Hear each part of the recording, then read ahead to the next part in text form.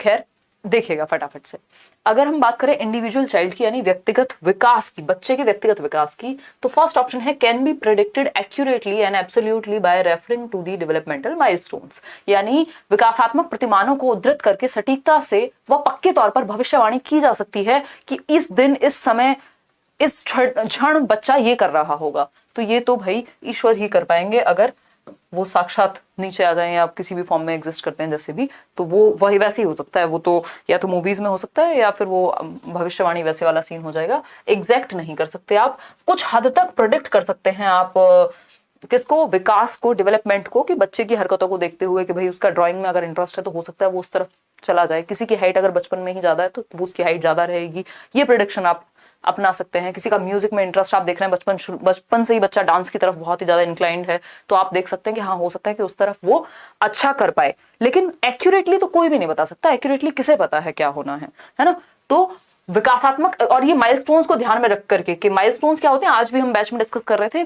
Developmental milestones या developmental tasks जिनकी बात हैविंग हर्स्ट ने की थी कि इस एज में ये हो जाना चाहिए, ये है डेवलपमेंटल माइलस्टोन्स या डेवलपमेंटल टास्क, है ना। जैसे कि 25 की हो गई हो, शादी नहीं हुई है, डेवलपमेंटल टास्क है, एक तरह का मजाक कर रही हूं मैं, ये डेवलपमेंटल टास्क नहीं है, ये सोशियल टास्क है, सामाजिक भूमिका है या सामाजिक कार्य जैसी बात इसको हम मान सकते हैं, है ना।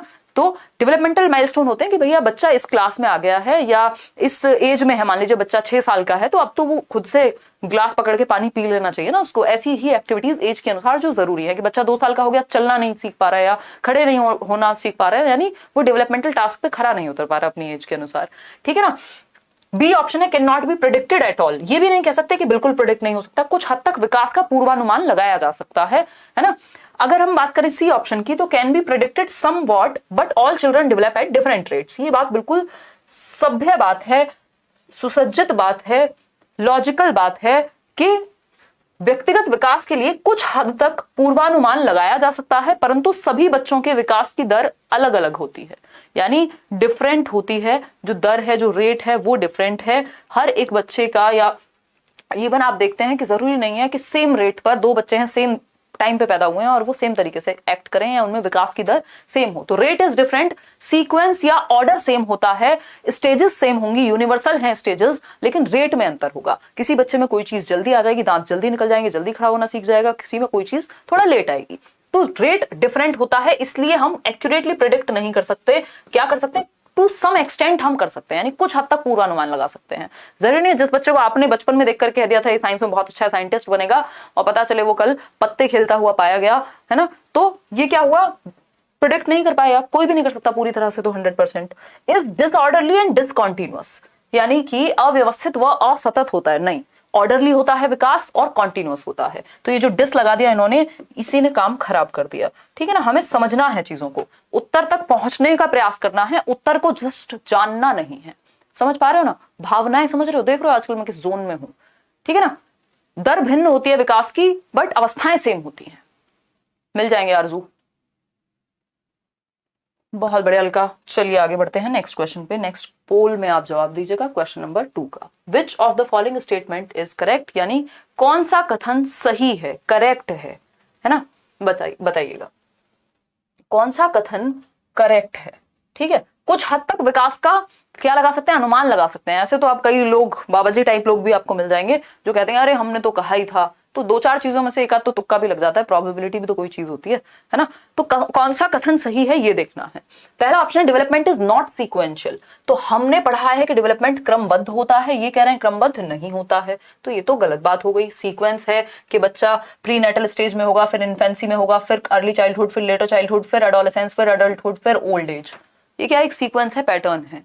तो ये बात तो गलत हो गई कि नहीं होता सीक्वेंस में, और हमें करेक्ट चाहिए answer. Development is disorderly, again dis नहीं होता, ऑर्डरली होता है, ये भी गलत हो गई। अव्यवस्थित नहीं होता, व्यवस्थित या सतत होता है। Development is a continuous process, ये बात सही है कि ये वूम टू टूम चलेगा, लाइफ लॉन्ग चलने वाली प्रक्रिया है, कभी भी रुकती नहीं है ना। डिके भी इवन इसी का पार्ट है, तो विकास एक सतत प्रक्रिया है। C option is the right answer.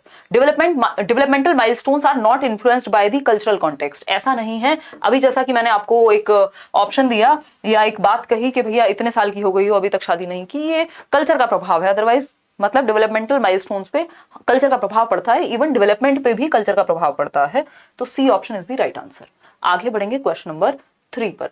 तो क्वेश्चन नंबर 3 क्या कहता है, पोल में आप जवाब देंगे, children learns the knowledge, skills, values, customs of the society bye, यानी बच्चे अपने समाज के बारे में ज्ञान, मतलब समाज में क्या चीजें चल रही हैं, क्या होती हैं, उसके बारे में ज्ञान, रहने का तरीका, मूल्य, किन चीजों को सही और किन चीजों को गलत माना जाता है, क्या रीति रिवाज हैं जो फॉलो किए जाते हैं, ये सब कैसे सीखते हैं, कहाँ से सीखते हैं, बताइएगा फटाफट से, कहाँ से सीखते हैं, कैसे सीखते हैं, किससे सीखते हैं, जल्दी बताइए।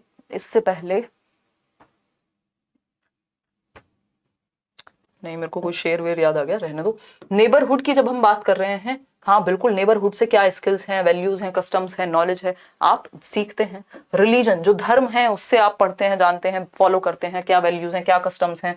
स्कूल से भी आप सीखते हैं, और पीयर ग्रुप, जिन लोगों के साथ आप रहते हैं उनसे भी आप सीखते हैं। यानी चारों ही संस्थाएं ऐसी हैं जिनसे आपका सोशलाइजेशन होता है, यानी सामाजिकरण की प्रक्रिया होती है, जिसमें आप कैसे समाज में तौर तरीके क्या है रहने के, ये सारी चीजें आप सीखते हैं। ठीक है ना। पोल कौन लगा रहा है, पोल लगा रही है निशा। शौर्य सिंह तो गए हुए हैं घूमने, मजे कर रहे हैं वो शिमला में। क्वेश्चन नंबर 4 देखिएगा, अगर हम बात करें as per gene Piaget's theory, यानी पियाजे की थियोरी के अनुसार, सिद्धांत के अनुसार, अडेप्टेशन इन्वॉल्व्स 2 कॉम्प्लीमेंट्री एक्टिविटीज। ये क्वेश्चन पुराने समय से, प्राचीन काल से सीटेट में आता रहा है, और मुझे लगता है भविष्य में भी आता रहेगा, क्योंकि इस टॉपिक को दुनिया में कोई बदल नहीं सकता। ठीक, तो पियाजे के अनुसार अनुकूलन में किन 2 मूल प्रक्रियाओं का समायोजन कह लीजिए, समाहित होते हैं, कौन सी 2 मूल प्रक्रियाएं, बताइएगा फटाफट से। आज आप टेंशन न लो, अमित आप टेंशन मत लो। कौन है ये अमित की टेंशन भगाने वाला? अच्छा शोभा ना, बहुत चिंता है अमित की। खैर छोड़ो, आ जाओ इधर आ जाओ, देखो एक बार, मुझे लगा मेरी चिंता में हूँ। खैर कोई बात नहीं, होता है यार, इट्स ओके। देखिएगा, अगर हम बात करें अडेप्टेशन की, तो 2 कॉम्प्लीमेंट्री चीजें अडेप्टेशन के अंदर कौन सी है, तो आपको पता होना चाहिए अडेप्टेशन में एकोमोडेशन एंड एसिमिलेशन दोनों आते हैं। ये पियाजे की थ्योरी अगर आपने यूट्यूब पे भी की है तो मैंने बताया हुआ है, समायोजन व समावेशन दोनों इसका हिस्सा है। ठीक है ना, मतलब आप एसिमुलेट करेंगे, कुछ ऐड करेंगे, मॉडिफाई करेंगे, चेंज करेंगे, मैनिपुलेट करेंगे, वो एकोमोडेशन का पार्ट है ना। पुराने में कुछ चेंज करना, एडजस्ट करना, मैनिपुलेट करना, ये सब समायोजन, और कुछ नया जोड़ना समावेशन, और ये दोनों मिलकर के अडेप्टेशन यानी अनुकूलन में आते हैं। ठीक है ना, इतनी बात क्लियर है। बाकी बातों का यहाँ कोई भी तात्पर्य नहीं है, ठीक नहीं है वो कॉम्बिनेशन, है ना। आगे बढ़ेंगे क्वेश्चन नंबर 5 पर। पियाजे से एक और क्वेश्चन आपके सामने प्रस्तुत है, पियाजे क्या कह रहे हैं जरा जान लीजिए। देखिएगा एक बार, अगर हम बात करें पियाजे की, तो ये कह रहे हैं अकॉर्डिंग टू जीन पियाजे at which stage of cognitive development do children gain the ability to arrange items along qualitative dimensions, यानी आइटम्स को अरेंज करने की क्षमता क्वालिटेटिवली यानी उनके गुणों के आधार पर, साइज के आधार पर नहीं सिर्फ, such as length and weight, मतलब अलग अलग गुण के आधार पे, लेंथ भी वेट भी उनका ध्यान रखते हुए एक सीक्वेंस में लगा पा रहे हैं बच्चे, यानी ऑर्डर सीख रहे हैं, यानी क्लासिफिकेशन सीख रहे हैं। Yet have difficulty in dealing with mental operations that involve abstract concepts, लेकिन उनको अमूर्त संक्रियात्मक अवस्था या अमूर्त संक्रियात्मक संप्रत्यों को लागू करने में दिक्कत होती है। मतलब क्या हुआ, सिंपल बात है, एब्स्ट्रैक्ट की दिक्कत कहाँ होती है, कॉन्क्रीट में होती है, कॉन्क्रीट ऑपरेशनल में, इसीलिए कॉन्क्रीट कहते हैं इसको। तो हम कहेंगे क्लासिफिकेशन यानी वर्गीकरण का गुण तो आ गया है बच्चे में, लेकिन अभी अमूर्त चीजें जो उसके सामने नहीं है, जिनको वो टच और फील नहीं कर सकता, उनके बारे में वो ज्यादा नहीं बता पाता, है ना। अगर उससे हम पूछें कि इस बॉटल का कलर या इस बॉटल के बारे में विशेषता बताओ, तो वो बता देगा, इसको समझ भी लेगा। ऐसे एग्जांपल्स जिनमें चीजें उसके सामने प्रस्तुत हो या पिक्चर्स दिखाई गई हो, उनको समझ जाएगा। लेकिन अगर हम उसको कहें कि जेंडर इक्वालिटी की बात पे सोचो, तो उसके लिए वो चीज भारी हो सकती है। तो 7 से 11 फॉर्मल ऑपरेशनल में एब्स्ट्रैक्ट चीजें भी आ जाती हैं। ये कॉन्क्रीट ऑपरेशनल स्टेज वो स्टेज है जहां बच्चे में पहली बार लॉजिक आता है ना, पहली बार लॉजिक आता है। कॉन्क्रीट ऑपरेशनल स्टेज मूर्त संक्रियात्मक अवस्था, इसके बारे में 2-3 चीजें हैं जो आप ध्यान रखेंगे। मैं CCS यूनिवर्सिटी है ना चौधरी चरण सिंह, उससे याद रख सकते हो आप। क्लासिफिकेशन इसी स्टेज में आता है, वर्गीकरण, बच्चा चीजों की एबिलिटीज के आधार पे वर्गीकृत करने लग जाएगा। कंजर्वेशन, संरक्षण की जो संप्रत्य है, संरक्षण का जो क्षमता है संरक्षण की, वो भी आ जाती है। और सीरिएशन, सीरीज में लगाना, असेंडिंग डिसेंडिंग ऑर्डर, ठीक है, ये CCS की जो क्षमता है वो यहीं आती है कॉन्क्रीट ऑपरेशनल में। खैर अब हम आगे बढ़ेंगे, और ये पहली बार कॉन्क्रीट चीजों को लेकर के लॉजिक आता है, यानी तर्क जब आता है पहली बार मूर्त चीजों के बारे में, वो इसी स्टेज में आता है, इसी स्टेज में तर्क आता है। देखिएगा क्वेश्चन नंबर 6 देखिएगा। कौन चाचा चाची की बात कर रहे हैं? प्याजी चाचा नमस्ते, पूजा कह रही हैं। पूजा पूरे मस्ती के मूड में हूँ, रुला देंगे प्याजे चाचा अगर ठीक से नहीं समझे तो पेपर में।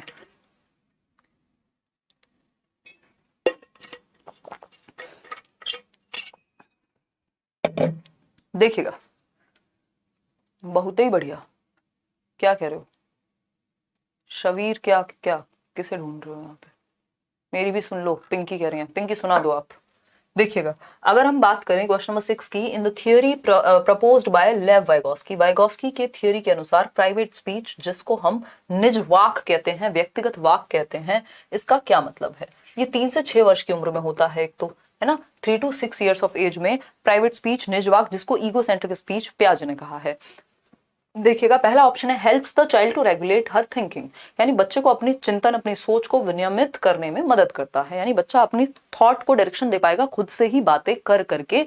मतलब जब मैं बात कर रही हूँ कि हिमांशी ये ऐसे नहीं ऐसे करना था, मतलब मैं गाइड कर रही हूँ खुद को, ठीक है। तो पियाजे वाइगोस्की के अनुसार private speech guide, self regulation का काम करती है, सेल्फ डायरेक्शन का काम करती है ना, गाइड करने का काम करेगा। बच्चा अपने ही थिंकिंग को दिशा दे पाएगा खुद से ही बातें करके। जब बच्चा खुद से बोल बोल के बातें करे 3 से 6 वर्ष की उम्र में, तो वो प्राइवेट स्पीच कहलाती है।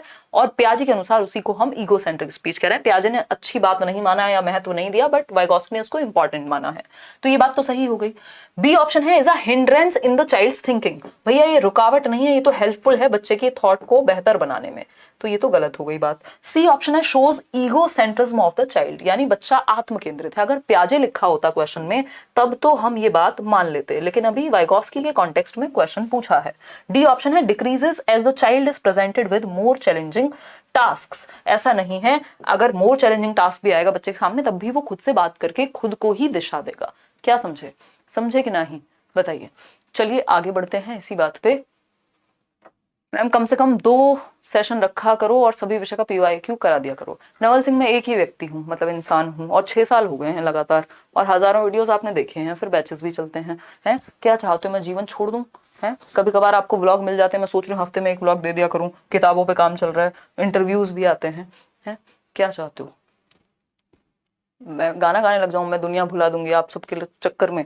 हैं देखो, एक बार क्वेश्चन नंबर 7 और थोड़ा बहुत अभी करेंगे 2 भी करेंगे जब जरूरत होगी। आपका सारा काम जो भी सीटेट का लेकर के, सीटेट को लेके है, वो सब हो जाएगा। वो उसकी टेंशन आप मेरे पे छोड़ दो, मैं अपने हिसाब से मैनेज कर लूंगी। 3 घंटे लेने की जरूरत पड़ेगी 3 घंटे लेंगे, टेंशन मत लो। बट अभी के लिए जियो और जीने दो अकॉर्डिंग टू लेव वाइगोस्की। थोड़े पुराने वीडियोस भी देख लिया करो कभी। है देखो एक बार, लेव वाइगोस्की एक्सपेक्टेशंस दुख का कारण है, समझ पा रहे हो? लेव वाइगोस्की के अनुसार शिक्षक बच्चों के अधिगम में किस प्रकार मदद कर सकते हैं, है ना। शिक्षक जो है वो बच्चों के अधिगम में किस प्रकार मदद कर सकते हैं, बताइएगा।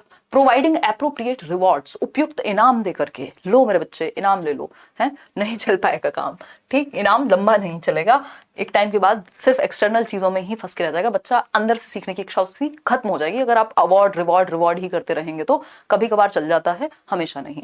लाइक शेयर करना अगर आप भूल गए हो तो कर दीजिएगा। गिविंग स्ट्रिक्ट पनिशमेंट देने को RTE ने साफ साफ मना कर दिया। आप बच्चे को आंखें नहीं दिखा सकते, आप बच्चे को मुर्गा या मुर्गी नहीं बना सकते, तो कोई दंड आप नहीं दे सकते, कॉर्पोरल पनिशमेंट बैन है। अगर हम बात करें changing the nature and quality of support, यानी आपका जो नेचर है, जिस तरह का सपोर्ट आप दे रहे हैं और जो क्वालिटी है उस सपोर्ट की, यानी उस मदद की, उसको चेंज कर दीजिए जैसी बच्चे की नीड हो उसके अकॉर्डिंग। ये बात बिल्कुल सही है। अगर आपको CDP में ज्यादा दिक्कत हो रही है तो मैं वहां फोकस करूंगी, आपको कहीं और दिक्कत हो रही है तो मैं वहां फोकस करूंगी। अपनी नीड, जो अपना वे है, नेचर है और क्वालिटी है मदद की, वो चेंज कर दूंगी एज अ टीचर। तो ये बात तो सही है। डी ऑप्शन है making them copy all the answers from a black board. ये तो रट्टाफिकेशन है, रोट लर्निंग है कि सारे आंसर वो बेचारे कॉपी कर लें और तब मिटा दो आप उनको और फिर रट के वो वापस पेपर में लिख जाएं। तो ये तो खिचड़ी बन जाएगी, जैसे सिस्टम चला आ रहा था वैसे ही चलेगा। सी ऑप्शन हो गया। अब चलते हैं क्वेश्चन नंबर 8 पर। पूजा कुछ कह रही हैं, अभी पूजा कह रही थी कुछ, अभी पूजा फिर से कह रही हैं। क्वेश्चन नंबर 8 देखिएगा। Pooja tells her friend that we should follow class rules else the teacher will not allow us to play outside. यानी पूजा कह रही है भैया क्लास में टीचर के द्वारा बनाए गए रूल्स को मान लिया करो, नहीं तो हमारा गेम्स का पीरियड खा जाएंगी मैडम, है ना, भेजेंगी नहीं बाहर। ठीक है, बात तो समझ में आ रही है। पूजा इंटेलिजेंट लग रही है हमें तो। Pooja is at which stage of moral development according to Lawrence Kohlberg. Kohlberg की किस स्टेज के अनुसार पूजा किस एक स्तर पे है उनकी थियोरी के, बताइएगा। पहला ऑप्शन है ओबीडियंस एंड पनिशमेंट। अच्छा, ओबीडियंस एंड पनिशमेंट में तो ये होता है दंड मिलेगा इसलिए मत करो कोई काम, ठीक बात है। तो good boy good girl orientation, authority and social order maintaining, या फिर यूनिवर्सल एथिकल प्रिंसिपल, तो ये आपको पता है। 1 मिनट रुकना बस, आप करो ये, मैं आती हूँ 1 मिनट।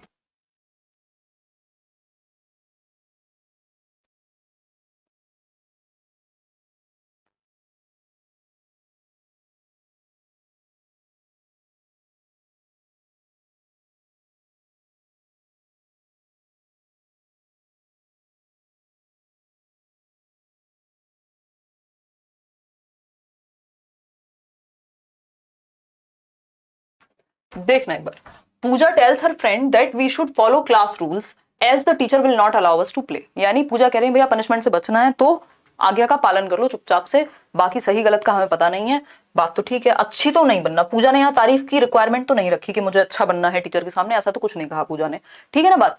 फिर अगर हम बात करें सी ऑप्शन की, तो authority and social order maintaining orientation, ऐसा भी इन्होंने नहीं कहा कि समाज में नियम बने रहे इसलिए हमें पालन करना चाहिए, एक व्यक्ति तोड़ेगा तो सब तोड़ेंगे, ऐसा भी कुछ नहीं कहा। पूजा को घंटा फर्क नहीं पड़ता व्यक्तियों से, पूजा को अपने खेलने से फर्क पड़ रहा है, ठीक है ना। यूनिवर्सल एथिकल प्रिंसिपल, ये तो नेक्स्ट लेवल की बात हो गई, 6th लेवल की बात हो गई। तो ओबीडियंस एंड पनिशमेंट, आज्ञा पालन एवं दंड। और खेलने की बात कर रहा है मतलब बच्चा छोटा होगा, तो छोटी एज में ही ये काम करती है, सबसे पहली स्टेज है। आगे बढ़ेंगे क्वेश्चन नंबर 9 पर। क्वेश्चन नंबर 9 पढ़िएगा, थोड़ा ध्यान से पढ़िएगा। क्वेश्चन नंबर 9 कहता है which of the following is not correct as per Howard Gardner. लिखा हुआ है नॉट करेक्ट, ध्यान से पढ़िएगा, नॉट करेक्ट और हार्वर्ड गार्डनर, ये 2 वर्ड दिमाग में हाईलाइट कर लीजिएगा। कौन सा एक वाक्य सही नहीं है हार्वर्ड गार्डनर के अनुसार, जिन्होंने बहुबुद्धि का सिद्धांत दिया है multiple intelligence frames of mind नाम की पुस्तक में। सीटेट के नोट्स जल्दी मिलेंगे। रिया मुझे इस वीकेंड का टाइम और दे दो, पता नहीं लगता एक हफ्ते से दूसरा हफ्ता कब आ जाता है, कितनी सारी चीजें होती रहती हैं। मैं जल्दी दे दूंगी आपको नोट्स। मैं सोच रही हूँ अनाउंस भी कर दे सीटेट तो थोड़ा और मजा आ जाए, बट दे दूंगी।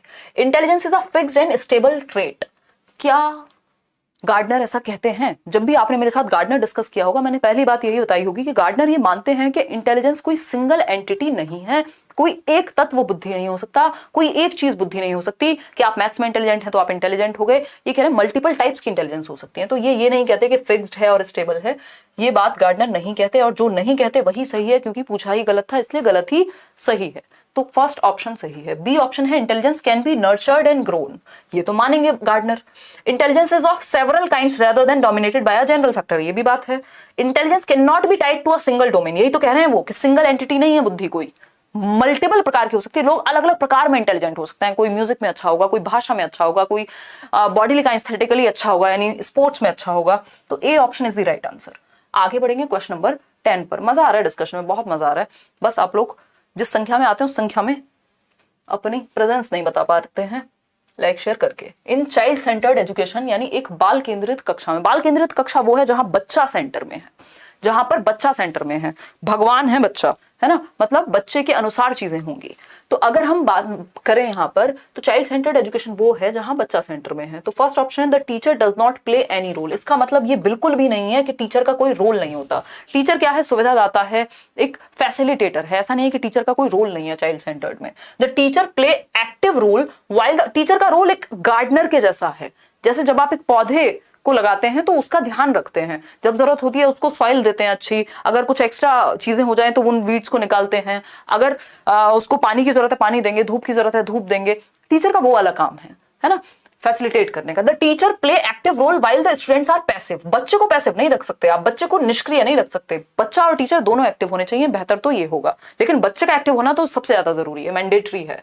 The students are active while the teacher is passive, ये भी बेकार बात हो गई भैया, टीचर को पैसिव रख के क्या कर लोगे। तो डी ऑप्शन है teacher and students are both active, ये बेस्ट है और हमें बेस्ट ऑप्शन चूज करना होता है। कई बार ऐसा लग सकता है आपको चारों ऑप्शन अच्छे लग रहे हैं और चारों सही भी हो सकते हैं पेडागोजी के केस में, बट कोई एक बेस्ट होगा जो क्वेश्चन के अकॉर्डिंग जा रहा होगा, है ना। तो teacher and students are both active, ठीक है ना।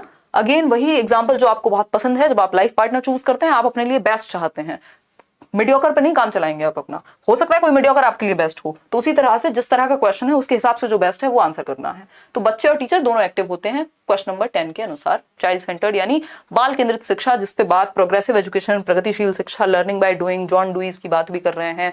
अगर हम बात करें आपके फ्रेडरिक फ्रॉबेल से लेके मॉन्टेसरी तक, सब चाइल्ड सेंटर्ड एजुकेशन की पैरवी करते हैं।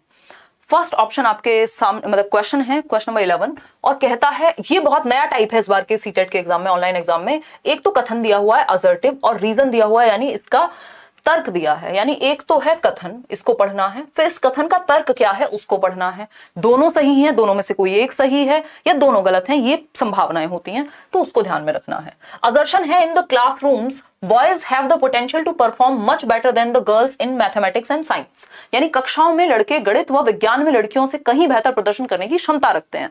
मतलब ये कहा गया है, ये स्टेटमेंट दिया है कि लड़के तो अच्छे होते हैं गणित और साइंस में लड़कियों से। आज ही हम जेंडर का टॉपिक कर रहे थे और यूट्यूब पे भी आपने देखा होगा, मैंने पहले कराया है। ये बात बिल्कुल सिरे से गलत है। ऐसा कोई भी ये फैक्ट नहीं है कि लड़के अच्छे होंगे गणित में और साइंस में। अगर हैं तो इसका मतलब उनको एनवायरनमेंट ज्यादा अच्छा दिया गया है या कोई और रीजन हो सकता है, इंडिविजुअल डिफरेंस का मामला हो सकता है, पर्सनल प्रेफरेंस का मामला हो सकता है। जरूरी नहीं है, इसका मतलब ये नहीं है कि लड़कियां सारी खराब हैं गणित में। नहीं तो हम शकुंतला देवी का नाम नहीं सुनते, मूवी भी बनी है उन पे, देख लीजिएगा कभी। आर फॉर रीजन, यानी इसका रीजन क्या दे रहे हैं सुनिए जरा।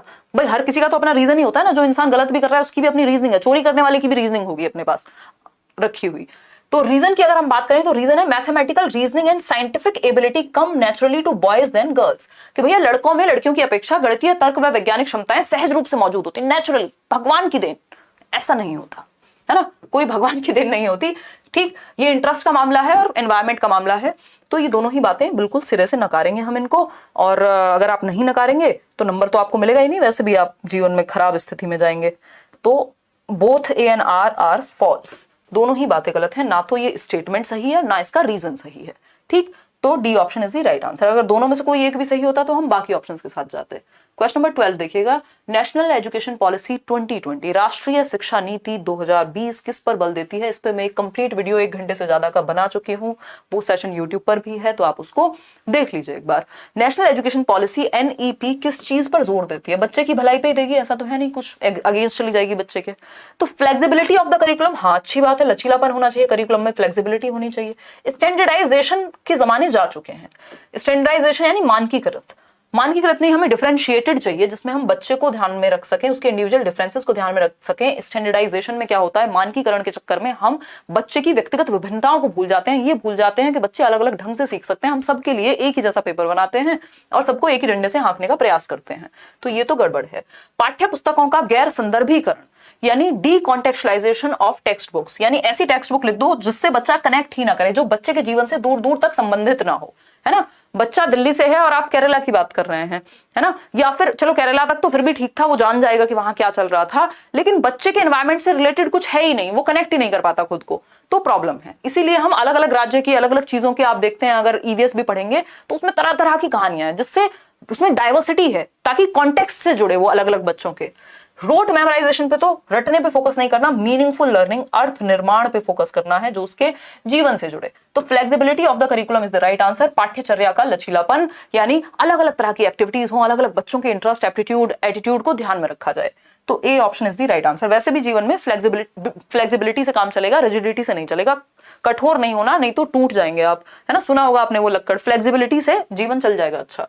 तो 12th का A, the focus assessment should be on, यानी मूल्यांकन का केंद्र जो है वो क्या होना चाहिए, आकलन का केंद्र क्या होना चाहिए, सेंटर में किसको रखें जब आप बच्चे को टेस्ट करें। तो सिंपल सी बात ये कही है। पानी पियेंगे, रहने दीजिए, आप अपने यहां से पी लीजिए, मैं यहां से पी लेती हूँ। आगे बढ़ते हैं, देखिएगा एक बार।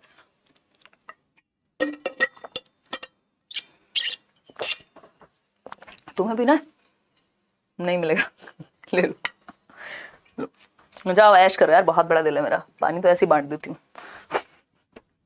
देखो एक बार, अपनी बॉटल लेके नहीं बैठती हूँ। The focus assessment should be on, यानी जब आप आकलन कर रहे हैं तो फोकस किस चीज पे होना चाहिए, बताइएगा। पहला ऑप्शन है reflecting what all the learners can not do, यानी अधिगम करता क्या नहीं कर सकता इसका चित्रण करना। क्या नहीं कर सकता पे फोकस करेंगे आप, रिफ्लेक्ट सिर्फ इस चीज पे करेंगे, क्या नहीं कर सकता बच्चा, कैसे कर सकता है, क्या कर सकता है, पोटेंशियल पे फोकस करना है हमें। बी ऑप्शन है specifying the performance of the learners in comparison to the others in class. अगर आप दूसरे बच्चों से बच्चे को कंपेयर करेंगे तो ये उसके लिए नकारात्मक साबित होगा। आप बच्चे की आज की परफॉर्मेंस को उसकी कल की परफॉर्मेंस से कंपेयर कीजिए कि बेटा तुम 2 महीने पहले ऐसे थे, आज ऐसे हो, अच्छे हुए हो तो बहुत अच्छी बात है और अच्छे बनो, नहीं हुए हो तो तुमको अपने आप से इंस्पायर होने की जरूरत है, ठीक है ना। Labelling the child into a normative category, यानी बच्चे को आप लेबल नहीं कर सकते, उस पर ठप्पा नहीं लगा सकते, कोई नहीं होते आप उस पर ठप्पा लगाने वाले, हर बच्चा अलग है। Detailing what and how the learner has been learning, ये जरूरी है। आप आकलन इसलिए कर रहे हैं, आप बच्चे को जांच इसलिए रहे हैं कि आप ये देख पाएं कि बच्चा क्या और कैसे सीखता है, ताकि उसको आप और अच्छा सिखा पाएं और मजेदार सिखा पाएं आप उसको, है ना, उसके पोटेंशियल के अकॉर्डिंग उसको आगे लेकर के जा पाए। नोट्स जल्दी डलवा देंगे, यहाँ से टेंशन मत लो। बहुत बढ़िया सौरभ, ग्रेट। चलिए आगे बढ़ेंगे। हाँ लिखा तो हुआ है 17 दिसंबर का है, 17 जनवरी का सेट है, ऐसा थोड़ी कोई चोरी करके हम आपको झूठे झूठे क्वेश्चन करा देंगे। क्वेश्चन नंबर 14 देखिएगा, which of the following characterize a socio constructivist classroom that caters to the need of individual children. यानी निम्नलिखित में से कौन सा विकल्प एक सामाजिक रचनावादी कक्षा कक्ष में जिसमें बच्चों की व्यक्तिगत जरूरतों का ध्यान रखा जाता है, यानी ये एक तरह से आइडियलिस्टिक क्लासरूम है, आइडियल क्लासरूम है, आइडियलिस्टिक नहीं कहेंगे, आइडियल है, मतलब ऐसा हम चाहते हैं कि हर क्लासरूम ऐसा हो। कैसा? जहां पे बच्चे सामाजिक रचनावादी दृष्टि से सीख रहे हो, बच्चे ग्रुप्स में सीख रहे हो, एक दूसरे की इंडिविजुअल नीड का ध्यान रखा जाए, बच्चों की अलग अलग ढंग से सिखाया जा रहा हो। इस केस में कौन सा ऑप्शन सही है? फिक्स्ड सीटिंग अरेंजमेंट, यानी बच्चा एक जगह से हिल भी नहीं सकता, तो ये तो कंस्ट्रक्टिविस्ट क्लासरूम नहीं हुआ। रचनावाद तो बच्चा एक्टिव होगा ना क्लासरूम में, ठीक है ना चरणजीत। फिर आता है B option, teacher giving only instructions and expecting the children to be totally obedient. अब ये तो टीचर सेंटर्ड क्लासरूम हो गए दोनों ही।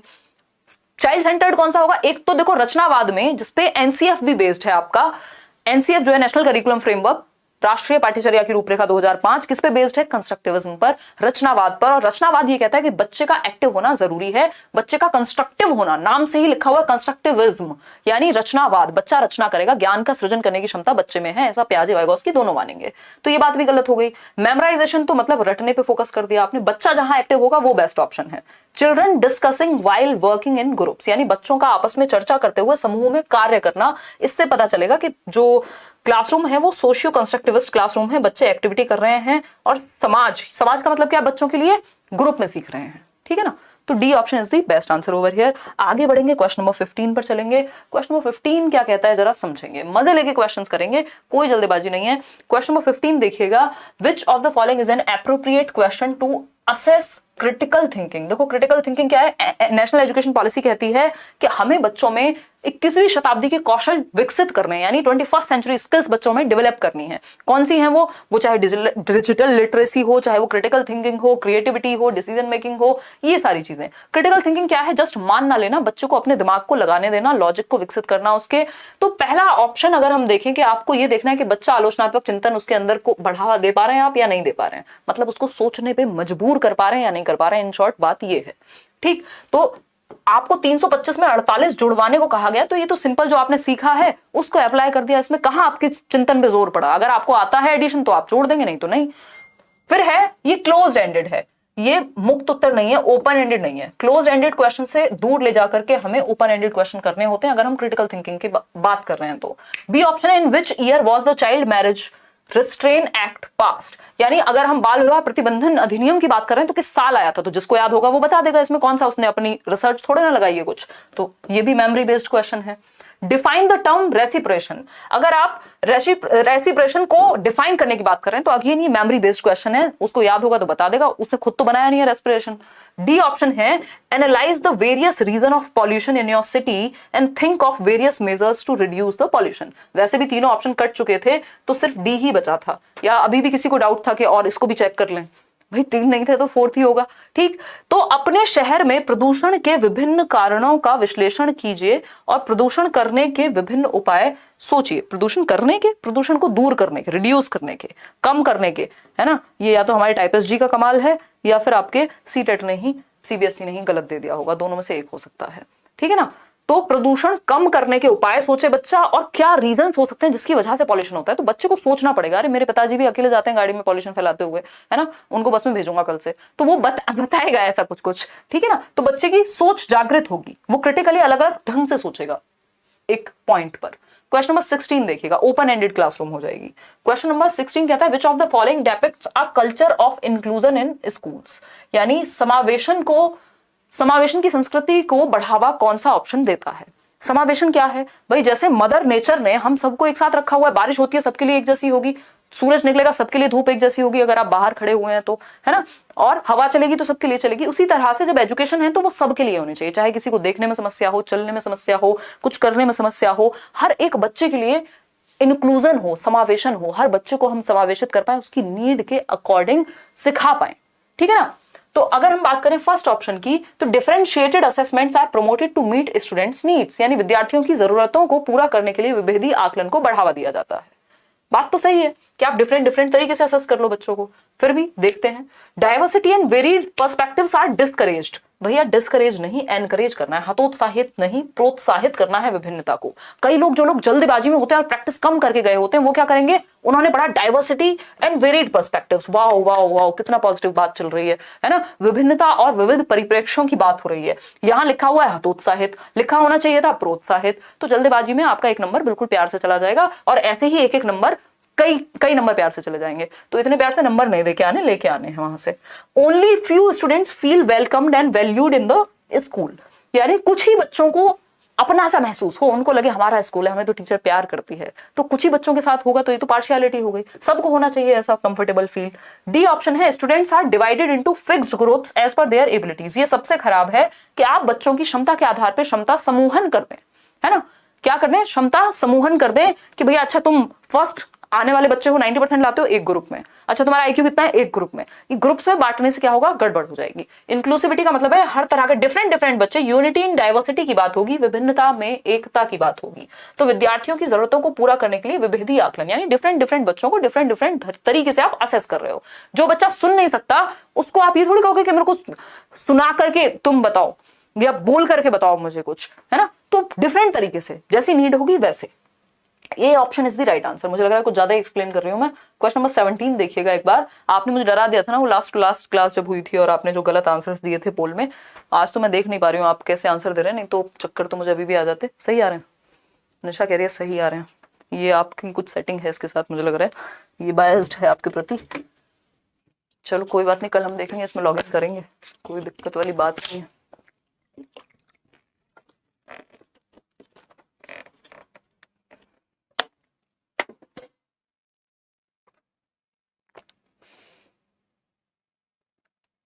ऑल सब्जेक्ट की पेडागोजी करा देंगे, क्यों टेंशन में रहते हो, पुरानी वीडियो देख के काम चलाओ, कराएंगे कुछ दिन बाद, मूड बनेगा जब हो जाता है 18 के आसपास। आसिफ देखिएगा, अलग अलग राइटर अलग अलग बात कहेंगे इस पे भी। क्वेश्चन नंबर 17 देखिएगा, in a class comprising of culturally diverse students, यानी एक ऐसी क्लास जहां सांस्कृतिक विभिन्नता हो, अलग अलग संस्कृति के लोग या बच्चे इन्वॉल्व हो। विच of the following should be avoided by a teacher, यानी इनमें से कौन सी एक चीज को अवॉइड किया जाना चाहिए, एक टीचर को कौन सी चीज से बचना चाहिए ऐसी क्लास में जहां डाइवर्सिटी वाले बच्चे हों, अलग अलग संस्कृति वाले बच्चे हों, बताइए जरा क्या नहीं करना चाहिए। इन शॉर्ट अवॉइडेड का मतलब है क्या नहीं करना चाहिए टीचर को। नॉट वाला क्वेश्चन है, 3 इडियट की तरह ऐसे कान एकदम खड़े करके ध्यान से आंसर करेंगे। क्वेश्चन आसान होते हैं ऐसे, बट फंसा देते हैं आपको। एक नंबर प्यार से चला जाएगा, और प्यार से नंबर हम देंगे नहीं, लड़ेंगे नंबर के लिए, अंत तक लड़ेंगे, है ना, अपनी आखिरी सांस तक, अपनी आखिरी श्वास तक लड़ेंगे। मूवीज में ऐसे होता है ना, देखिएगा ए ऑप्शन देखिएगा, bringing examples from diverse cultures in the discussion. ये बात तो अच्छी बात है कि आप विविध संस्कृतियों के उदाहरण चर्चा में लेकर के आएंगे ताकि अलग अलग संस्कृति वाले बच्चे जुड़ सकें, क्योंकि आपकी क्लास में अलग अलग संस्कृति वाले बच्चे एग्जिस्ट करते हैं। बहुत प्यारी बात है। बी ऑप्शन है, developing curriculum and teaching style suitable to dominant culture. ये गड़बड़ है, प्रभावी संस्कृति के लिए उपयुक्त पाठ्यक्रम और शिक्षण शैली का विकसित करना। ये गलत है कि आपको लग रहा है कि ये कल्चर डोमिनेंट है इस जगह पे जहां मेरा स्कूल है, तो इस कल्चर के लिए ही मैं अच्छे मेथड्स बनाऊं, तो ये तो बायसनेस हो जाएगी, ये गलत हो जाएगा। लेकिन क्योंकि ये गलत है इसीलिए सही है, क्योंकि पूछा ही गलत था, है ना। ऊपर वाला बिल्कुल प्यारा उत्तर था, बहुत ही अच्छी बात कही गई थी कि डाइवर्स लर्नर ये वो, बट उत्तर के अनुसार ठीक नहीं था। व्यक्ति अच्छा था, आपके लिए अच्छा नहीं था, ऐसा ही हुआ। सी ऑप्शन पे आते हैं, encouraging students to share unique features of their culture, यानी विद्यार्थियों को अपनी संस्कृति की अनूठी विशेषताओं को साझा करने के लिए प्रोत्साहित करना। ये तो अच्छी बात है, बच्चों को अच्छा महसूस होगा जब वो अपने कल्चर के बारे में बताएगा, तो ठीक है ना। फिर आएंगे डी ऑप्शन पे, promoting a culture of respect and acceptance among students, यानी विद्यार्थियों के बीच सम्मान और स्वीकृति की संस्कृति को बढ़ावा देना, कि हर किसी की संस्कृति को, दूसरे बच्चों के कल्चर को भी आपको रिस्पेक्ट करनी है, ये आप बच्चों को मैसेज दें। अब आपने इस क्वेश्चन से 2 चीजें सीखी, एक तो ये कि क्या नहीं करना है कल्चरली डाइवर्स क्लासरूम में, है ना, कि वहां आपको ये नहीं करना है कि कुछ ही बच्चों के कल्चर को इंपॉर्टेंस देनी है और बाकी के बच्चों को इंपॉर्टेंस नहीं देनी है उनके कल्चर को, अगर उनका कल्चर उतना मशहूर या डोमिनेंट नहीं है तो। पहली बात तो हमने ये सीखी। बाकी 3 बातें हमने ये सीखी दूसरे सेक्शन में, कि एक तो हमें अलग अलग कल्चर के एग्जाम्पल्स देने हैं एक कल्चरली रिच एनवायरनमेंट में। भाई नॉट हटा के भी तो क्वेश्चन पूछा जा सकता है, तो उस केस में आपको पता हो कि डाइवर्स कल्चर से एग्जाम्पल्स आपको लेकर के आने हैं, विविध प्रकार के उदाहरण आपको देने हैं बच्चे को। दूसरी चीज क्या हो, एनकरेज करना है जो भी अच्छी बातें हैं हर एक कल्चर में उस चीज को। तीसरी चीज क्या है, हर एक कल्चर की रिस्पेक्ट करना है बच्चे को, ये सिखाना है। जैसे हम शुरुआत में बोलते हैं गुड इवनिंग एवरीवन, और सभी को गुड इवनिंग, नमस्कार, राम राम, सत श्री अकाल, अस्सलाम वालेकुम, what ever you feel connected with. ये क्या है, ये रिस्पेक्ट है हर एक कल्चर की, जो मैं कोशिश करने की अपनी बात के थ्रू, अपने थ्रू कन्वे करने की कोशिश कर रही हूँ, ठीक है ना। तो ये सिंपल बात हो गई, B option is the right answer. आगे बढ़ेंगे क्वेश्चन नंबर 18 पर। भावुक हो गए, मैं कुछ ज्यादा ही एक्सप्लेन कर रही हूँ, देखिएगा एक बार। क्वेश्चन नंबर 18 का जवाब दीजिए। मैम आज सीजी टेट का आंसर की आया है, उसमें मेरा 114 नंबर आया 150 में से। मैं आपके साथ पिछले 4 महीने से जुड़ा हूँ, ये आपकी वजह से ही हो पाया है। Thank you so much. Vishwakarma Prasad कह रहे हैं सुपर चैट करके, thank you so much Vishwakarma. मुझे भी बहुत अच्छा लगता है जब आप लोग अलग अलग देश भर से तैयारी करते हैं और जो कॉमन टॉपिक्स हैं उनको आप देखते हैं, मैराथन्स देखते हैं चैनल पे, और ये बहानेबाजी नहीं करते हैं कि फलाने एग्जाम के लिए करा दो, ठिकाने के लिए करा दो, क्योंकि आपको पता है कि आपके सिलेबस के अकॉर्डिंग ज्यादातर चीजें वहां ऑलरेडी हैं चैनल पे, अगर आप सच में पढ़ने की इच्छा रखते हैं तो अच्छा लगता है ये चीज को देख करके। क्वेश्चन नंबर 18 देखिए, विच of the following directly affects, आप जल्दी ही जॉब लें, अच्छा करें जीवन में। Which of the following directly affects learners' ability to read, interpret and understand letter and words? मतलब क्या हुआ, निम्नलिखित में से किससे विद्यार्थी की अक्षरों और शब्दों को पढ़ने, उनकी व्याख्या करने और उन्हें समझने की क्षमता सीधे प्रभावित होती है। मतलब आपकी पढ़ने की जो एबिलिटी है, चीजों को समझने की जो एबिलिटी है, इंटरप्रेट करने की जो एबिलिटी है, वो डायरेक्टली प्रभावित, यानी इन शॉर्ट रीडिंग की एबिलिटी, डिसलेक्सिया। याद कीजिए, तारे जमीन पर ईशान अवस्थी, डिसलेक्सिया।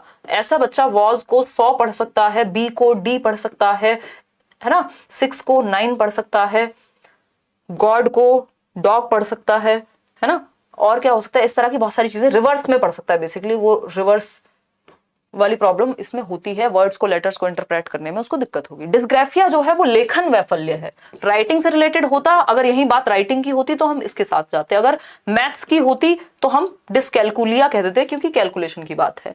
तो ये वाचन वैफल्य या पठन वैफल्य कहते हैं इसको, डिसलेक्सिया को। गति समन्वयन कौशल होता है डिस्फेजिया, इसमें आपको कॉम्प्रिहेंड करने या भाषा को यूज करने, बोलने में भी दिक्कत हो सकती है। ठीक, तो C option is the right answer. आगे बढ़ेंगे, और जीवन में आगे बढ़ना बहुत जरूरी होता है, इसलिए हम आगे बढ़ेंगे। क्वेश्चन नंबर 19 देखिएगा। क्वेश्चन नंबर 19 क्या है समझते हैं। क्वेश्चन नंबर 19 है, to ensure successful inclusion of students with locomotor disability. एक प्रॉब्लम होती है जिसको हम कहते हैं लोकोमोटर डिसेबिलिटी, यानी हड्डियों से या जोड़ों से रिलेटेड प्रॉब्लम है, बच्चे को चलने फिरने में, मूव करने में, मोटर एक्टिविटीज करने में दिक्कत होगी। तो ऐसे बच्चे को अगर आप चाहते हैं क्लास में सक्सेसफुली इंक्लूड हो तो आपको क्या करना चाहिए। नाहिदा, धन्यवाद, आपने कहा एनर्जेटिक सेशन। मैं अपने एनर्जी को वापस लाने की पूरी कोशिश कर रही हूँ। जीवन में उतार चढ़ाव चलते रहते हैं, स्पीड में पढ़ाइए मैम। अजमल, इतनी स्पीड में पढ़ा देंगे किसी ने सोचा नहीं होगा, है ना। स्पीड में तो मैं बहुत तेज पढ़ा सकती हूँ, ये बात आप सब इस बात से अवगत हैं, बट ऐसी कौन सी ट्रेन छूट रही है यार, थोड़ा सा नॉर्मल चल लेते हैं। और वैसे इतना बोलना पड़ता है पेडागोजी में, इतने रामायणे हैं, मतलब रामायण तो कोई शब्द नहीं होता होगा, रामायण है, उसमें भी मैं बिल्कुल ससम्मान ये बात कह रही हूँ। रामायण को बिल्कुल भी खराब नहीं बता रही हूँ, बस ये बता रही हूँ कि एक बड़ा ग्रंथ है रामायण, नहीं तो कई लोग इस बात को भी दिल पे ले जाएंगे। देखिएगा एक बार, मैंने खुद बचपन में बहुत पढ़ी है, देखी भी है। To ensure successful inclusion of students with locomotor disability, यानी गतिक दिव्यांगता, यानी चलने फिरने से रिलेटेड जिनको भी दिव्यांगता है उनको आप कैसे, अच्छा कुछ और पूछा है भाई, to ensure successful inclusion of students with locomotor disabilities it is important to avoid। इसका आंसर दिखाना जरा, इसमें गड़बड़ की होगी ज्यादातर लोगों ने, दिखाओ फटाफट। क्या पोल ही नहीं भेजा था, कमाल करती हो, वाह, फोन में लगी रहो, हैं बंदा है नहीं कोई, फोन में लगना है इनको, हैं। आंटी को बताऊंगी आज कि आपकी बेटी वहां बैठ के क्लास में फोन में लगी रहती है, जरा देखो कोई हो तो। हमें तो बता नहीं रही है, कोई बात नहीं, एक बार इसका आंसर दो। मतलब हमारे पोल वाले लोग ही सो जाते हैं, हम यहाँ इतनी एनर्जी में लगे पड़े, वो अपना चुपचाप चैटिंग कर रहे हैं। और खाना खाया है, ये पूछ रही हो तुमसे तो ये उम्मीद नहीं थी हमें, बेहतर की उम्मीद किए थे हम। कौन सा एक्ट पढ़ रही थी, अभी पढ़ना है तुम्हें सारी दुनिया की चीजें। देखो एक बार, अगर हम बात करें, दिखाना जरा, दिखाना कितना आंसर आ रहे हैं, 65% ए ऑप्शन। अब तो आप सीख गए होगे, चलो देखते हैं, क्योंकि क्वेश्चन ने घुमा दिया है। पूछा है गतिक दिव्यांगता वाले विद्यार्थियों का सफल समावेशन सुनिश्चित करने के लिए निम्न में से किससे बचना महत्वपूर्ण है। मतलब क्या नहीं करना है, नॉट वाला क्वेश्चन हो गया ये, है ना। अवॉइड लिखा था ना, 65% लोग ए कह रहे थे, अभी तो पता लगेगा, मैं तो पता नहीं है पहले से आंसर, देखती हूँ अभी। अवॉइड यानी किस चीज से बचना है, उन बच्चों के साथ डील करने में जिनको चलने फिरने में दिक्कत है। पहला ऑप्शन है allocating classrooms, library and labs on the top floor. कमाल कर दियो पांडे जी, आज तो आप दिल खुश हो गया, मतलब मुझे उम्मीद नहीं थी कि आप ये सही उत्तर दोगे। आपको समय मिल गया ना, इन्होंने पोल दिया नहीं टाइम पे, और तब तक आपको शक हो गया होगा मेरी शक्ल देख के। देखिएगा, तो ऊपरी मंजिल पर कक्षाओं, पुस्तकालय और प्रयोगशालाओं का आवंटन नहीं करेंगे। भाई जिन बच्चों को चलने फिरने में दिक्कत है, बैसाखी से आ रहे हैं या व्हील चेयर से आ रहे हैं या और कोई दिक्कत है उनको चलने फिरने में, मूव करने में, तो उन बच्चों की class first floor, second floor या 18वीं मंजिल पे थोड़े ना रखोगे, अगर होती है स्कूल में तो, है ना, आप रखोगे ग्राउंड फ्लोर पे। इस चीज से आप बचोगे। बहुत बढ़िया, तालियां बजा दीजिए अपने लिए। मम्मी से कहिएगा लड्डू लेके आए आपके लिए। विद्यालय के सभी क्षेत्रों को रैंप और लिफ्टों से समतल करना, यानी levelling of all areas of school with ramps and lifts. ये बात सही है कि जितना हो सके स्कूल के जितने भी एरिया हैं वहां पे रैंप्स बनवाई जाएं, जिससे कि बच्चा जा सके, अगर वो सीढ़ी नहीं भी चढ़ सकता तो रैंप का इस्तेमाल करे या लिफ्ट का इस्तेमाल करे। ये बात सही है। इससे ये एक तरह से आपका इंक्लूसिव एजुकेशन का एक आरपीडब्ल्यूडी एक्ट कहता भी है कि हमें पब्लिक जितने भी प्लेसेस हैं उनको एक तरह से डिसेबिलिटी फ्री करना है, कि हर कोई जा सके वहां पे, चाहे वो मेट्रो हो, चाहे वो हॉस्पिटल्स हो, चाहे वो स्कूल्स हो। Making adaptations as per students requirements, ये बात भी सही है, जैसी बच्चों को नीड हो उसके हिसाब से आप अपने अडेप्टेशन कर लीजिए। रीजनेबल एकोमोडेशन इन सीटिंग अरेंजमेंट, यानी कि सही से आप उचित व्यवस्था करें बच्चों के बैठने की, ये बात भी सही है। अब बात क्या सही नहीं है, बात सिर्फ ए ही सही नहीं है, और आपने उत्तर बिल्कुल सही दे दिया है ना। ये मेरी ही वीडियो मुझे दिखाई जा रही है। खैर चलिए आते हैं, आज तो हम लगभग 8000 लोग जुड़ ही चुके हैं, तो इसी बात पे ताली बजाइए और खुश रहिए और सीखते जाइए, है ना। आपको क्या लगा मैं ये कहूंगी लाइक कर दीजिए? नहीं, मैं इतनी भी स्वार्थी नहीं हुई। देखिए question number 20th, which of the following is not an identifying characteristic of student with creativity, यानी वो बच्चा जो कुछ नया ओरिजिनल करने की क्षमता रखता है उसकी कौन सी विशेषता नहीं है, बताइएगा, फटाफट से बताइएगा। निम्नलिखित में से कौन सी सृजनात्मक विद्यार्थी की पहचान संबंधी विशेषता नहीं है? ये नहीं है वाले क्वेश्चंस पे थोड़ा सा ध्यान से आंसर करना होता है, ऐसे कान खड़े कर लेने होते हैं और थोड़ा चौकन्ना होकर के जवाब देना होता है। तो क्रिएटिविटी का लक्षण हायर ऑर्डर प्रॉब्लम सॉल्विंग, हाँ भाई, उच्च क्रम समस्या समाधान, अलग अलग सी मुश्किल मुश्किल समस्याएं भी बच्चा सॉल्व कर देगा। फिर आता है कन्वर्जेंट थिंकिंग, ये जस्ट ऑपोजिट है, क्रिएटिविटी का दुश्मन है कन्वर्जेंट थिंकर होना। अब सारी चिंतक है अगर कोई बच्चा, तो वो क्रिएटिव नहीं होगा, वो इंटेलिजेंट हो सकता है बट वो क्रिएटिव तो कतई ही नहीं होगा, है ना। तो ये इंटेलिजेंस से जोड़ा है किसने? जेपी गिलफर्ड ने। किसको? अभिसारी चिंतन को। और जेपी गिलफर्ड ने ही क्रिएटिविटी से जोड़ा है डाइवर्जेंट थिंकिंग को, यानी बिखरती हुई सोच, अलग अलग दिशाओं में सोच, बिखरती नहीं दिशाओं में सोच। नोवल इनोवेशन, कुछ नया, एडिसन की तरह बल्ब बनाएंगे, बिल्कुल सही बात है, नवाचारी प्रयोग है। स्ट्रॉन्ग सेंस ऑफ क्यूरियोसिटी, यानी जिज्ञासा की प्रबल भावना, बहुत क्यूरियस होते हैं, कुछ नया मिल जाए, कुछ डिफरेंट, हर चीज पे क्वेश्चन पूछेंगे। तो तीनों बातें सही हैं, बट बी गलत है, और जो गलत है वही सही है क्योंकि पूछा ही गलत था। चलिए खैर आगे बढ़ेंगे क्वेश्चन नंबर 21 पर। अभी 10 क्वेश्चन और रहते हैं, बट हमें मजे इतने आ रहे हैं, हम क्या करें, एंजॉय करेंगे क्लास को। क्वेश्चन नंबर 21 है, in order to facilitate long term remembrance, यानी आप चाहते हैं बच्चे आपको भूले ना, याद रहें, है ना, आप दिलो दिमाग में ताजा रहें किसी के, तो क्या करेंगे आप? ऑफ अ पर्टिकुलर कंटेंट, यानी किसी एक कंटेंट की बात हो रही है, कोई एक कंटेंट आपके दिमाग में हमेशा रहे। विच of the following strategy should be avoided by a teacher, है ना। लोग ऐसे करते हैं ना, बर्थडेज पे या प्रपोजल्स पे, शादी पे, ऐसा करेंगे कोई जिंदगी भर ना भूले, ऐसा कुछ बनाएंगे, ऐसा कुछ सरप्राइज देंगे। तो लेकिन वो सरप्राइज देते हुए आपको क्या अवॉइड करना है? सिंपल बात ये पूछिए घुमा फिरा के, है ना, कि किसी विशेष विषय वस्तु को आप चाहते हैं, कोई चीज इंपॉर्टेंट है, कोई चीज अच्छी है, तो बच्चे के दिमाग में लंबे समय तक रहनी चाहिए। तो उस चीज के लिए आप किस चीज से बचेंगे, कौन सी रणनीति का पालन नहीं करेंगे, बताइएगा फटाफट से, क्या नहीं करेंगे, फटाफट से बताइएगा। अप्लाइंग निमोनिक्स, निमोनिक्स तो अच्छा तरीका होता है, ये जो हम और आप, मतलब मैं और आप बहुत बार डिस्कस करते हैं, मैं आपको बताती ही हूँ। निमोनिक सिंपल तरीका, ये भी निमोनिक है। ये जो सीसीएस मैंने आपको बताया था कि कंजर्वेशन, क्लासिफिकेशन और सीरिएशन का जो गुण है वो क्या है? निमोनिक है एक, ठीक। तो निमोनिक से याद रहता है, ये मेमोरी की स्ट्रेटेजी है। ये तो अच्छी बात हो गई, हमें तो बुरी बात ढूंढनी है जिसको अवॉइड करना हो, है ना। मेकिंग ऑर्गेनाइजेशनल चार्ट्स, अगर आप प्रॉपर फ्लो चार्ट वगैरह बना रहे हैं तब भी लंबे समय तक याद रहेगी कोई बात, कोई कंटेंट, कोई सामग्री। प्रेजेंटिंग डिसजॉइंटेड वर्ड्स, अगर आप डिसकनेक्टेड चीजें लगा देंगे तो याद नहीं रहेगी। असंबद्ध शब्द प्रस्तुत करना ये गलत बात है, क्योंकि आपस में कोई कनेक्शन नहीं है चीजों का, याद ही नहीं कर पा रहे। भाई सीसीएस से आपको याद है क्योंकि मैंने आपको चौधरी चरण सिंह यूनिवर्सिटी का एक कॉन्टेक्स्ट दे दिया, मतलब एक कॉन्टेक्स्ट होना चाहिए, डिसजॉइंटेड नहीं होने चाहिए जिनका आपस में कोई संबंध ही ना हो, चीजें कनेक्ट होनी चाहिए एक दूसरे से। यूजिंग इमेजरी, इमेज से तो याद रहती हैं चीजें। 65% लोग तो विजुअल लर्नर्स हैं जिनको देख के अच्छा सीखने में समझ आता है। तो सी ऑप्शन गलत है और वही सही है क्योंकि पूछा ही गलत है। क्वेश्चन नंबर 22 देखिए, अब हम स्पीड थोड़ी बढ़ा लेते हैं, हमारे जीवन में और भी कमिटमेंट्स हैं। क्वेश्चन नंबर 22 देखिएगा, students learn better when material to be learned is dash, यानी बच्चे तब बेहतर सीखते हैं जब जो सामग्री हो वो कैसी हो, बताइए। फर्स्ट ऑप्शन है कॉम्प्लेक्स एंड एक्सटेंसिव, यानी जटिल और व्यापक हो। भाई जटिल बना दोगे तो कैसे सीखेंगे, दिक्कत हो जाएगी। कनेक्टेड विद एग्जिस्टिंग नॉलेज, ये बात बहुत प्यारी है कि आपकी प्रीवियस नॉलेज से, आपके पूर्व ज्ञान से, आपकी मौजूदा जानकारी से रिलेटेड हो, जो आप जानते हैं। आपको एग्जाम्पल भी मैं वही देने की कोशिश करती हूँ जो आपके आसपास के हो, जो आपके जीवन के हो, है ना। उस पर कई बार किसी को हंसी आ सकती है, किसी को लग सकता है अरे कैसी बातें कर रहे हो, बट वो याद रहेगा, वो समझ में आएगा। क्यों? क्योंकि जो जीवन से जुड़ती है चीज, जो हमारी प्रीवियस नॉलेज से जुड़ती है, वो हमें सेट हो जाती है दिमाग में, ठीक है। तो मौजूदा ज्ञान से जुड़ी जो भी चीज होगी उससे हम बेहतर तरीके से सीख सकते हैं। यानी बच्चे की जो करंट नॉलेज है, आप बिल्डिंग में बनाते हैं तो नींव अच्छी करते हैं ना, तो वो नींव जो ओल्ड नॉलेज है, उसकी जो प्रीवियस नॉलेज है, पूर्व ज्ञान है, उससे जोड़ेंगे और तब नया सिखाएंगे। सिंपल टू कॉम्प्लेक्स जाएंगे, सरल से जटिल जाएंगे। डिसऑर्डरली नहीं, ऑर्डरली होनी चाहिए, सीक्वेंस में होनी चाहिए, ऑर्गेनाइज होनी चाहिए, ऐसे नहीं कुछ भी disparate to their socio cultural context, यानी उनके सामाजिक संदर्भ से भिन्न हो, यानी अलग हो नहीं, बल्कि जुड़ी हुई होनी चाहिए, सामाजिक संदर्भ से अलग नहीं होनी चाहिए। तो B option was the right answer. Question number 23 देखिएगा, क्वेश्चन नंबर 23 देखिएगा, which of the following contributes to students failure in academic achievements, यानी बच्चों का शैक्षणिक उपलब्धियों में विद्यार्थियों की विफलता में क्या योगदान है, मतलब बच्चों की जो भी शैक्षणिक विफलता है उसमें क्या क्या योगदान है, क्या चाहिए आपको, बताइए जरा। बच्चे क्यों नहीं अचीव कर पा रहे, इसमें किसका योगदान है, ये पूछा है। मैम प्लीज, क्या हंसा रही हो ज्यादा या रो रहे हो?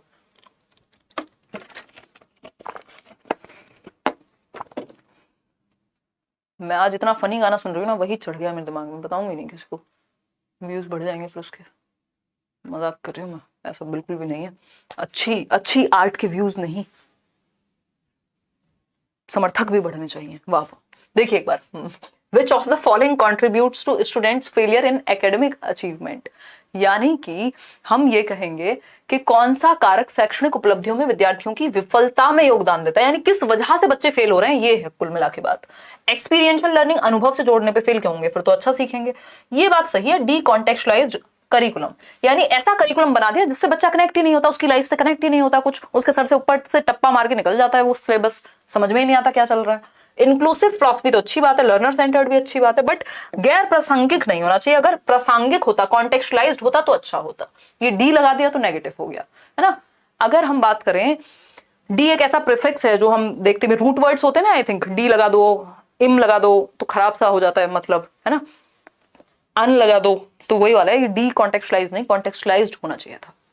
आगे बढ़ेंगे, क्वेश्चन नंबर 24 देखिएगा, एज पर एनसीएफ 2005 बच्चे क्या करते हैं, बच्चे डांस करते हैं, नहीं आई मीन सीखते हैं। देखिएगा, आर पैसिव रेसिपिएंट्स, बच्चे पैसिव नहीं हो सकते, बच्चों को निष्क्रिय रखना, पैसिव रखना पाप है, पाप समझते हैं ना, तो निष्क्रिय नहीं रख सकते बच्चे को, तो ये तो गलत हो गया।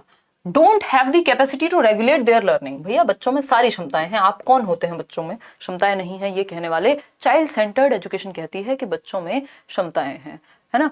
तबस्सुम कह रही है मैम बता दीजिए कौन सा सॉन्ग है, हम भी सुन लेंगे। नहीं तबस्सुम, मेरी बहुत बेइज्जती हो जाएगी, मैं इतने वियर्ड सॉन्ग सुनती हूँ कई बार, हरियाणवी सॉन्ग है, कोई कुल 7-8 लाख व्यूज हैं बस उस पर, बट मतलब गाने के हिसाब से, गाने पे ज्यादा होते हैं ना। तो don't have the capacity to regulate their learning, यानी बच्चों में अधिगम को विनियमित करने की क्षमता नहीं होती, ये बात सही है, मतलब ये बात गलत है।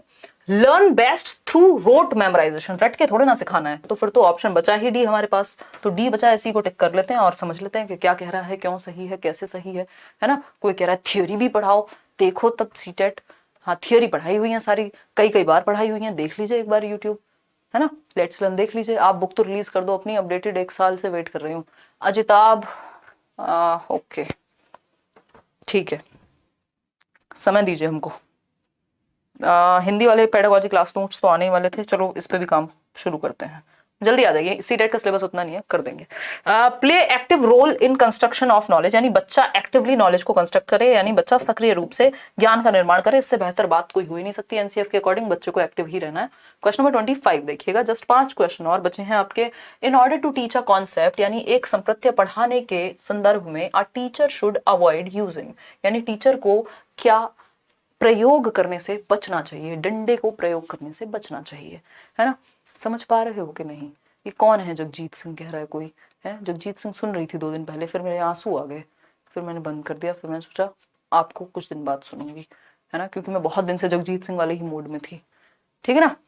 आजकल आप एकदम खुश होकर पढ़ा रही हो। हाँ रूपा, मैं भूल गई थी खुश होना कुछ दिनों से, तो अभी मैं सीख रही हूँ वापस से। जीन पे आज क्लियर नहीं हो पा रहा है मैम, कैसे क्लियर करूं। वीडियो देखो सुमन, नहीं तो दोबारा से क्लियर करा देंगे। सब कुछ पढ़ाएंगे, पूरी थियरी पढ़ा देंगे, डोंट वरी। सीडीपी फिर से पढ़ाएंगे आपको, सीटेट से पहले पहले, टेंशन नहीं ली। सीडीपी क्या और भी चीजें देखिएगा। अगर हम बात करें क्या अवॉइड करना चाहिए टीचर को एक कॉन्सेप्ट को पढ़ाते समय, एग्जाम्पलर्स तो अच्छी बात है, उस संप्रत्य से जुड़े उदाहरण दो भर भर के।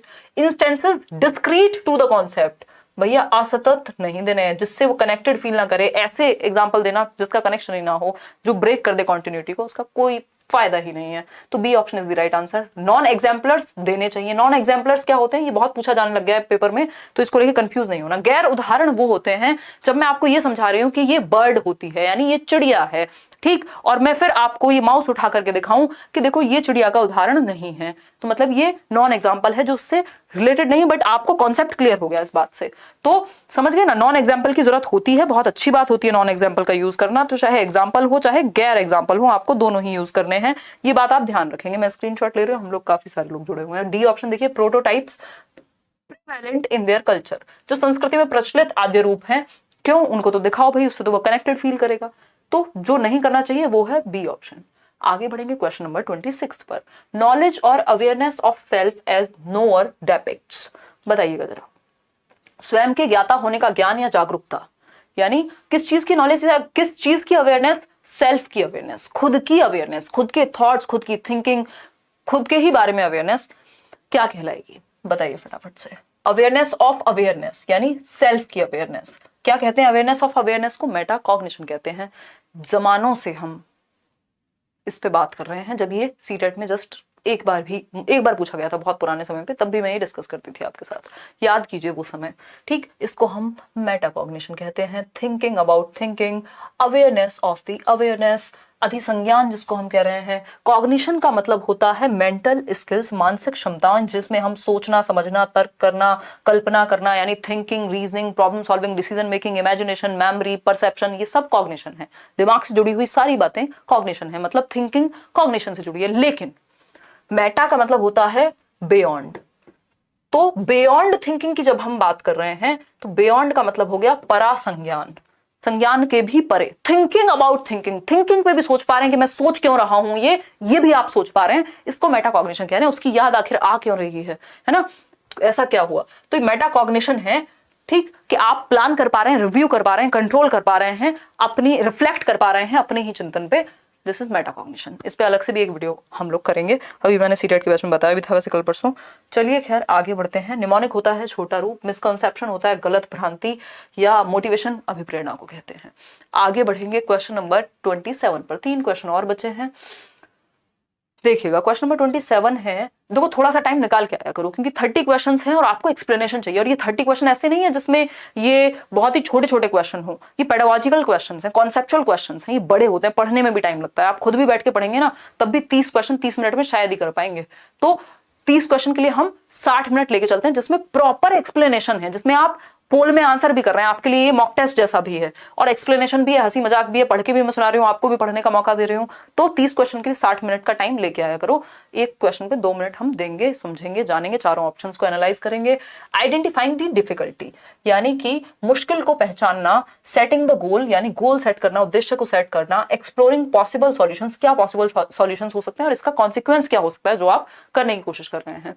Acting accordingly and evaluate the outcomes are important steps involved in the process of, यानी कठिनाई की पहचान, लक्ष्य निर्धारण, संभावित समाधान और परिणामों की खोज के अनुसार काम करना, यानी इतना दिमाग लगा के काम करना क्या कहलाएगा। Attribution, imitation, problem solving, passive attention, भैया सिंपल बात है, प्रॉब्लम सॉल्विंग है कि क्या होगा अगर ये किया तो, ये किया तो कैसे होगा, कोई प्रॉब्लम है तो कैसे सॉल्व करें, उसका एक्सप्लोरेशन, उसके रीजंस, सारी बातें, क्या आउटकम होगा। सिंपल है प्रॉब्लम सॉल्विंग, इसमें कुछ और सोचने की आवश्यकता ही नहीं है। आपका फेवरेट क्वेश्चन आपके सामने है जिसमें एक कथन है और दूसरा है रीजन यानी उसका तर्क है। देखिएगा, कथन दिया है और तर्क दिया है, ये इस बार से ही आने क्वेश्चन शुरू हुए हैं सीटेट में। इससे पहले सीटेट में इस तरह के क्वेश्चन नदारद थे यानी गायब थे। बताइएगा।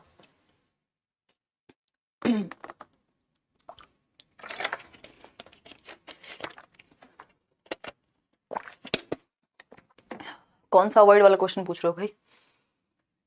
देखिएगा, क्वेश्चन नंबर 28 है, इसका रीजन है अभिकथन है, exploring and discussing misconception in meaningful in teaching learning process, यानी शिक्षण अधिगम प्रक्रिया में भ्रांतियों की खोज और चर्चा करना, यानी जो भी मिसकंसेप्शंस हैं आपकी टीचिंग लर्निंग प्रोसेस में उनको ढूंढना। बिल्कुल अच्छी बात है, ये तो बहुत ही प्यारी बात है, करना चाहिए। टीचिंग लर्निंग प्रोसेस का काम है कि कहाँ पे मिसकंसेप्शन बना है बच्चों के दिमाग में, है ना। कोई दिक्कत, कोई परेशानी नहीं। मॉक टेस्ट फ्री है, बिल्कुल फ्री है, फ्री है मॉक टेस्ट करियर रूल पे, किसने कहा पेड है।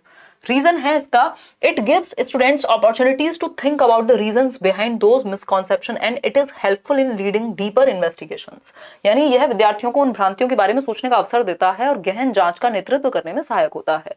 यानी अगर आप मिसकॉन्सेप्शंस को भी इंपॉर्टेंस देंगे कि अगर बच्चे को कहीं कोई भ्रांति हो गई, कोई मिसकॉन्सेप्शन हो गया है, कोई मिसअंडरस्टैंडिंग हो गई, तो वो डिस्कस करे उसको क्लास में। इससे क्या होगा, इससे ये क्लियर हो जाएगा, डीपर थिंकिंग उसकी हो पाएगी। बिल्कुल सही रीजन है, दोनों बातें अच्छी लग रही हैं हमें तो। Both A and R are true and R is the correct explanation of A. बिल्कुल सही बात है, दोनों ही बातें सही हैं, उसका रीजन भी सही है, स्टेटमेंट भी सही है। सेकंड लास्ट क्वेश्चन पे फाइनली हम आ गए हैं, बहुत ही मेहनत और शिद्दत और संघर्ष के बाद, 1 घंटे से लगातार बोलने के बाद। उससे पहले भी क्लासेस चल रही थी। Students are likely to feel boredom, यानी बच्चे जो हैं वो कब बोर्डम महसूस करेंगे, कब बोरियत महसूस करेंगे। अभी आप 1 घंटे से जुड़े हुए हैं, क्या आपको बोरियत महसूस हुई? बताओ जरा, कमेंट करके बताओ फटाफट से, हुई? ऐसे विद्या रानी की कसम है आपको, सच सच बताना। ये करते थे ना बचपन में, करते थे कई लोग। खैर हमारे घर वाले कमाल थे, हमारे घर वालों ने हमें कसम खाने की इजाजत नहीं दी जीवन में कभी, है ना। तो हमारे सपने पूरे नहीं हो पाए। हमारे यहाँ पे कसम खाना रेस्ट्रिक्शन थी, है। हमारे यहाँ एक भ्रांति अलग थी, कसम झूठे लोग खाते हैं, हम कसम नहीं खाएंगे। देखिए एक बार फटाफट से बताइए, एक बार अगर हम बात करें तो बताइए फटाफट से कि बोर्डम कब फील होगा बच्चों को। पहला ऑप्शन है एक्टिविटीज नॉट वैल्यूड, जहां गतिविधि को महत्व नहीं दिया जाएगा, यानी टीचर ही एक्टिव नहीं है या बच्चों को एक्टिव नहीं किया हुआ, एग्जांपल्स इंटरेस्टिंग नहीं है, क्लास इंटरेस्टिंग नहीं है, तो बोर हो जाएगा जब एक्टिविटी की कमी है। बिल्कुल सही बात है। वेयर एक्टिविटीज वैल्यूड, जहां एक्टिविटी वैल्यू होगी वहां बोर क्यों होंगे बच्चे, वहां तो मजे आएंगे। Success is achieved, success achieve होने पे कौन बोर होता है, मजे करते हैं लोग, आगे बढ़ना चाहते हैं, है ना, मजा आ रहा है, चलिए बस मजे चाहिए, ठीक है ना। फिर आते हैं डी ऑप्शन पे, सक्सेस इज डिजायर्ड, जहां पे आपकी इच्छा होती है सफलता पाने की, कि पेपर में नंबर आएंगे, पढ़ेंगे, है ना। यहां से हुआ है बहुत सारे लोगों का, पढ़ेंगे पढ़ेंगे पढ़ेंगे। तो गतिविधि को महत्व न दिए जाने पर, ठीक, अगर आप एक्टिविटी सेंटर्ड क्लासरूम नहीं है, बोरिंग हो जाएगी क्लास, सिंपल बात। आगे बढ़ेंगे, क्वेश्चन नंबर 30 है, आज के लिए आखिरी सवाल है ना। फिर हम कल मिलेंगे कुछ और सवालों के साथ। जीवन में सवालों का जवाब ढूंढना जरूरी है। Which of the following is an inappropriate way of using feedback as a motivator, यानी एक अभिप्रेरक के रूप में आपके लिए फीडबैक क्या मायने रखता है, बताइए।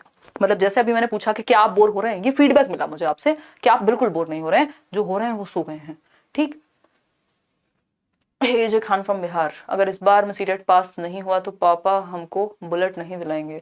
यार ये कौन से पापा जी हैं जी आपके, आजम खान, एजे खान, जो आपको सीटेट में पास होने में बुलेट दिला रहे हैं? यार कमाल है पिताजी तो आपके, बहुत ही बढ़िया। हमारे पिताजी ने हमको 5 रुपए का पेन नहीं दिया था सीटेट पास होने में, आपको बुलेट मिल रही है? हद हो गई। मैं बहुत जेलस हूँ आपसे। खैर सीटेट में पास आप हो जाएंगे, अगर आज से जितनी भी वीडियो सीटेट तक आएंगे सिर्फ वो भी आप देख लेते हैं अच्छे से, इनफ हो जाएगा। सीटेट आपका कोई नहीं रोक सकता। लिख के ले लीजिए, लिख के लीजिएगा, अफसोस करेंगे अगर नहीं देखेंगे तो, ठीक है। देखिए खैर क्वेश्चन नंबर 30 देखिएगा, निम्नलिखित में से कौन सा तरीका प्रतिपुष्टि को प्रेरक के रूप में उपयोग करने का अनुचित तरीका है? ध्यान से पढ़िएगा, हिंदी में मैंने कुछ और लिखा है, देखिएगा। लिखा है which of the following is an inappropriate way of using feedback as a motivator, यानी कौन सा तरीका सही नहीं है फीडबैक को यूज करने का। अगर आप बच्चों को मोटिवेट करना चाह रहे हैं तो कौन सा तरीका सही नहीं है, बताइएगा फटाफट से भास्कर। और वो आधी बुलेट मुझे दे दीजिएगा, कुछ दिन मैं चलाऊंगी जब आपकी बुलेट आ जाए। देखिएगा, feedback concentrated on the ability of the student, यानी विद्यार्थी की क्षमता पर केंद्रित प्रतिपुष्टि। ये तो अच्छी बात है कि बच्चे के ऊपर बेस्ड है, ये तो अच्छी बात है। बी ऑप्शन है feedback focused on the process of an activity, ये भी अच्छी बात है। Feedback in descriptive style related to students work, बिल्कुल सही बात है, बच्चे के काम से जुड़ा हुआ फीडबैक। लेकिन डी ऑप्शन नेगेटिव होगा क्योंकि बाकी तीनों पॉजिटिव हैं और हमें नेगेटिव चाहिए क्योंकि इनएप्रोप्रिएट अनुचित पूछा है हमसे। Feedback without referring to comparisons with other students, यानी अन्य विद्यार्थियों के साथ तुलना किए बिना प्रतिपुष्टि देना। ये है क्या कहे, अन्य विद्यार्थियों के साथ तुलना किए बिना प्रतिपुष्टि देना, क्या क्या घुमा दिए हैं। एक मिनट रुकिएगा जरा, कुछ तो गड़बड़ है इस सवाल में ही। देखिएगा, अगर हम बात करें निम्नलिखित में से कौन सा तरीका प्रतिपुष्टि को प्रेरक के रूप में उपयोग करने का अनुचित तरीका है। अनुचित यही है without referring to comparison with, नहीं ये तो सही है, विद होना चाहिए। Feedback concentrated on the ability of the students, विद्यार्थी की क्षमता पर केंद्रित feedback. Focused on the process of an activity, focused feedback in descriptive style related to students work. सब तो सही है, क्या दिक्कत आ रही है यहाँ पे। ये ना ये विद या विदाउट वाला चक्कर होगा, इसको डी कंसिडर कर लेना। एक बार मैं ये क्वेश्चन चेक कर लूंगी, हो सकता है पेपर में गड़बड़ हुई हो, कल हम इसको डिस्कस कर लेंगे एक बार। तो क्योंकि हो सकता है हमारी टाइपिंग में मिस्टेक हुई हो और मैंने चेक किया नहीं है, तो इसको आप स्टार मार्क करके रख लेना, अभी के लिए डी मार्क कर लेना। ये विदाउट होना चाहिए कि अन्य विद्यार्थियों के साथ तुलना किए बिना की जगह हो सकता है कि करके प्रतिपुष्टि देना और समथिंग, तो अभी इसको आप मार्क कर लीजिएगा। अब वैसे भी हम इनफ थक चुके हैं, कल मिलेंगे।